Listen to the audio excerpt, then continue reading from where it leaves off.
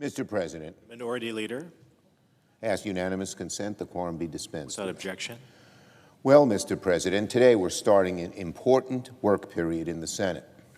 Every work period's important, but this one especially so, because this month Congress needs to step up and fix all the disasters that Donald Trump has created since he became president. Donald Trump's been president for 225 days, and each one has been worse than the last.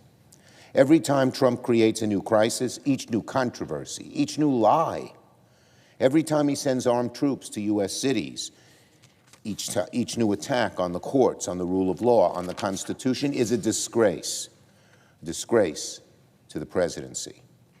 And that is what Donald Trump's presidency has been, a disgrace, a failure, an exercise in pathetic leadership.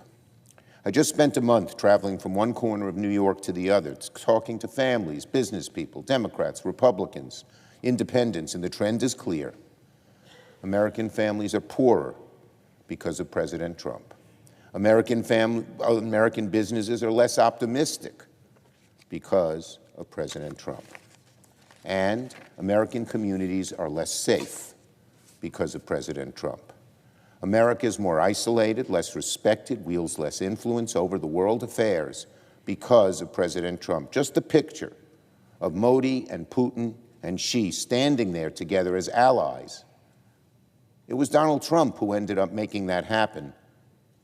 In a recent survey, it showed that the United States is now the only country, we're the only country among 184 that shows a drop in international visitors. People don't want to come to America anymore because Donald Trump has so tarnished what our country is all about and what had made our country so great. And it's not just about reputation. It's going to cost our economy billions that come from tourism and kill jobs. It'll freeze entire communities. I was just in Niagara Falls, in the Finger Lakes. 25% of our tourists this summer are usually, in each summer, are usually Canadian, but not this year. Canadians don't want to come here. And they're angry. The people, not just the government, but the people are angry about what Trump is saying about their country and saying about them. And when folks, as friendly as the Canadian people, so suddenly don't want to have anything to do with America, that's when you know that Donald Trump is like a disease to America's greatness. It is incumbent upon Republicans in Congress to join us to fix these disasters through the appropriations process, through common sense legislation. The question still is, will Senate Republicans keep bowing to Donald Trump and enabling his lies every step of the way? When will they have the guts to stand up to him? Because they know he's lying. Because that is what Donald Trump is. Donald Trump is a liar through and through. It's been his MO his whole life. I've seen that in New York. He's lied to the American people, lied about the economy, about fixing inflation, about peace in Europe and the Middle East, lied about Epstein, the Epstein files, lied about elections, lied about Social Security and Medicaid. One lie after another and another. Let's start with the economy and Donald Trump's tariffs. Donald Trump said his tariffs would bring liberation to America. This has turned out to be one big, fat lie. Companies are losing revenues, shedding jobs, raising costs. Just look at companies, great American companies like John Deere and Caterpillar. They're strong, they're solid, they've always been a rock of America.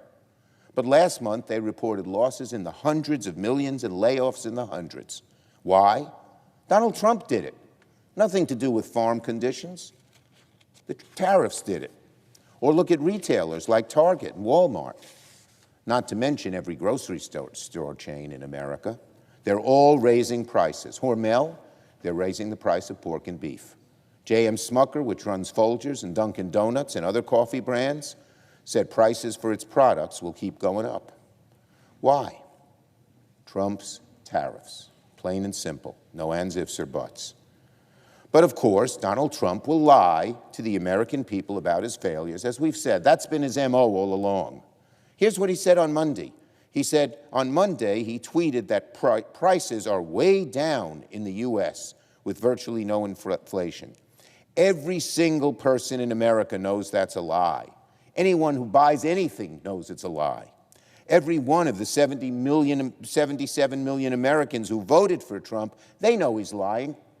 They know it when they go to the supermarket or try to buy something. They see higher prices at the grocery store when paying their electric bills, higher prices when buying school supplies, and yet the MAGA bots and Fox News propagandists, which always seem to want to cover up for Donald Trump, will pretend he's right, just so they can keep on sucking up to him. It's pathological, it's delusional, it's more lies.